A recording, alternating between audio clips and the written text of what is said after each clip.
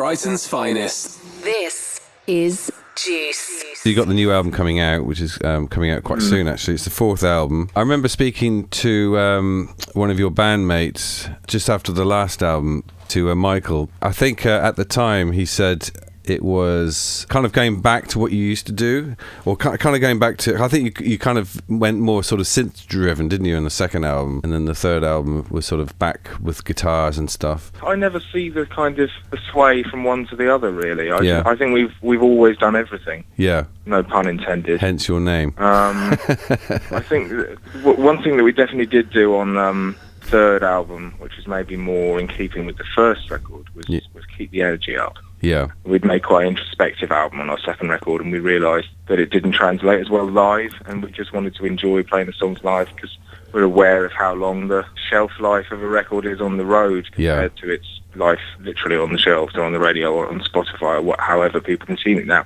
For us, it lasts years on the road, so we want the songs to work as well in that arena as they do on your headphones. So we kind of set a particular bar and on the third record and said we're never going to go below this level of energy and intensity.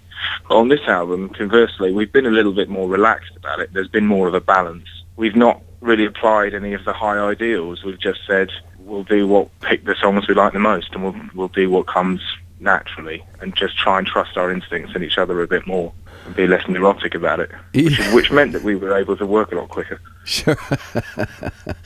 I think the other thing he might have implied about, obviously I might be completely wrong here, but he said there was a lot of thinking, a lot of thought about going into songs and what should be included, what shouldn't be included. That's always been part and parcel of what you do. Apart from what we've just been talking about, was there any difference in the way you approached this album in terms of writing the material and recording it in the studio? We spent a bit less time stewing over the songs in our rehearsal room, and instead kind of trying to make sure that we had the basics to chip away at before we got in there.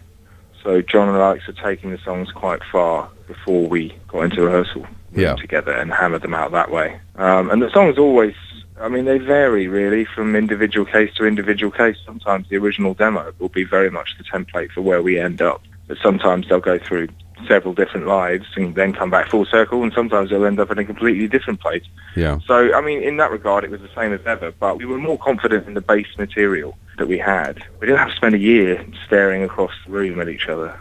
Sure. It was a little bit more focused. And then when we got into the studio with James Ford, he was such an able presence. You know, he was able to really make us enjoy it and to remember what a privilege it can be to be doing that job. Yeah. And he just made it feel easy. It didn't seem like heavy lifting to be recording 13 songs in 4 weeks and having 16-hour days to work on it. You know, everybody worked really, really hard, but it never felt exhausting or desperate at all. Yeah. It felt fun. I think we all knew that we couldn't really go through another experience like Get to Heaven had been. We just had to make it a bit easier for yourselves. We owed it to ourselves and each other to enjoy it. Yeah. So, I mean, obviously, you don't have anything to do with the lyrics, as far as I'm aware. No, but we're all kind of kept abreast of things. You know what I mean? And we all look over things and make suggestions. And the titles are usually a collective effort. Okay. So Jonathan's not that precious about he likes to open it out a bit and see what other people think. I mean, obviously, it can be quite a personal thing. Sure. Over time, he's wanted to be less and less oblique with what he's saying, and that means that if the three of us don't understand what's in the song, then the likelihood is that no one else outside of it is going to either. So I think he wants to make sure he's being as clear as he wants to be, but also the ideas are coming across. Brighton's finest. Jeff Hemmings. Jeff Hemmings. This is Juice 107.2. Brighton's finest. What about the song Can't Do? Can you talk a bit about that? I mean, that's an example of a song that was like, the demo was really, really strong. Yeah. All we really did collectively, and with James as well, was monkey with the structure a little bit. So about this time last year, we heard the demo from John and Alex, and we were all like, yes, okay, this is going to be great. That song lyrically came out of a position of writer's block. You know, he's literally the kind of, I don't know what to sing about, is what informs the lyric of the chorus. Yeah. I can't do the thing you want. And then just grew to love that. So use that as a jumping off point, as a kind to talk about conformism, or lack of. and people feeling like they do or don't fit in, and that's basically where that song comes from. And when we tracked it with James, it was the first thing we did with him. We had 3 days booked in the studio in London, and we only used 2 of them because we just got it all done in that time. We really enjoyed working together, and then we went to the pub on the 3rd day. Yeah. And then we thought, okay, yeah, this is a good format. 2/3 recording, 1/3 pub. We should work with James. Excellent. So that's what we did. Well, I like the musical references in there as well about the drums and the bass, and I mean, you could hear how he's arrived at those lyrics as well. You know, he's trying to sing over this instrumental idea and thinking, how can I augment this? Sure.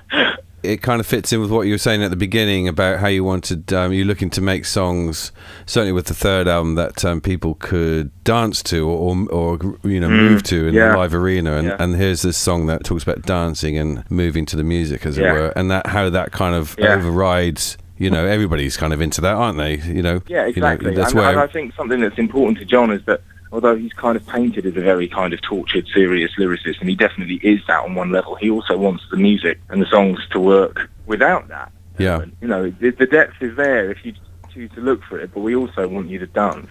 Just briefly, or if you don't mind, just to go back to the beginnings of the band.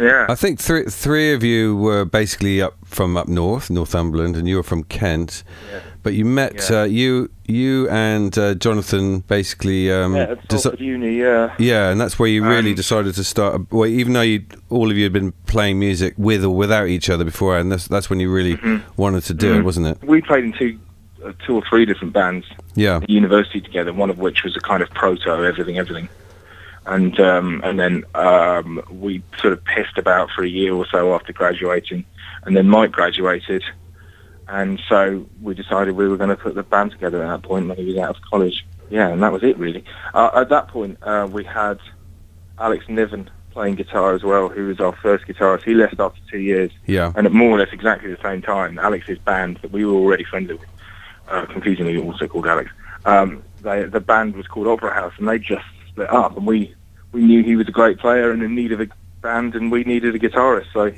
we asked him to join, and we didn't really break stride with it, and that's been the 10-year history of everything. Unbelievably, we've been doing this together for 10 years now. Yeah, I don't know if you ever look back to those days and think, my God, how did we get from there to here? But for us, because we've never had like sort of firework stellar moment in our career, everything's been quite kind of slow and steady and moving in the right direction, but none of it's been intangible kind of how did we get so famous, because we're not really, we're not that successful, but that's also afforded us the ability not to be a victim of our own success. So many of our peers had hugely successful debut albums and they're still living under the shadows of them, or it swallowed them up in some way, and we've never had that. No. We never had to have that headache. Everything we've got quite gradually and through kind of hard graft, and I think that's been to our benefit.